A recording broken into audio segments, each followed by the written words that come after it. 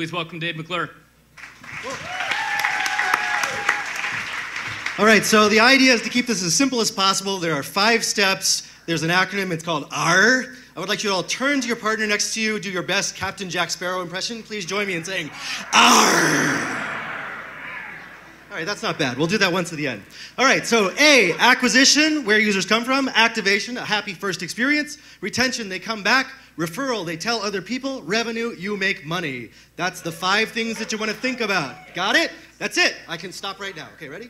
All right, so very complicated graph. We'll walk through this in a little bit steps, but acquisition, lots of different channels where I get users who come from widgets, SEO, SEM, PR, traditional campaigns and contests, biz dev, blogs and affiliates, these days Facebook, lots of different ways to pull those things in. What's important? What are high volume channels?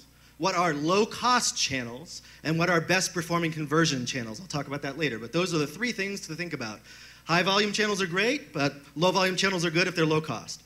Okay, activation. First, happy user experience. Activation criteria, I would say 10 to 30 plus seconds on the site, 2 or 3 page views, 3 clicks. You can define it how you want, but you're using product features on the site to get people to engage and have a happy first visit. Main thing is don't be too smart, do lots of A/B tests and landing pages.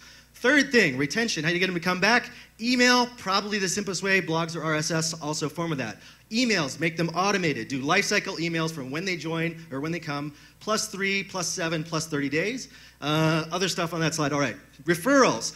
Don't try and do a viral marketing campaign until your product doesn't suck, because what will happen is people will tell other people that your product sucks. So don't do that. Do selective qualitative testing to figure out if you're an 8 out of 10 or better, and then start to do viral marketing. Revenue. I have no fucking idea. Figure out how to make money with your product. That's your job.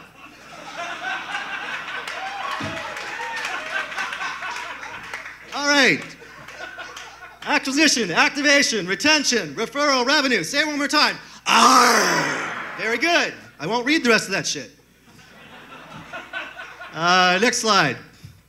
Yes, this is going to be about 3 things to remember if you're in the marketing function. Marketing hat, best performing percentage-wise, largest volume, lowest cost. Those are the important things to remember if you're a marketer, why you choose different marketing channels. Those are the 3 things to think about.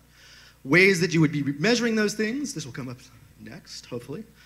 Measuring components. Audience segment. So young women, regional, metro, older singles. Like, what are the audiences you're coming from? The different channel sources. Campaign themes you might use in terms of like find a job, learn to cook. Landing page, copy, and graphics.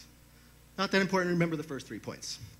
All right, so if you were to build a dashboard of these things, here would be the first things. Acquisition focus. People that visit the site. 100% conversion, everybody who comes to your site is on your site. Figure out a value, guess at it.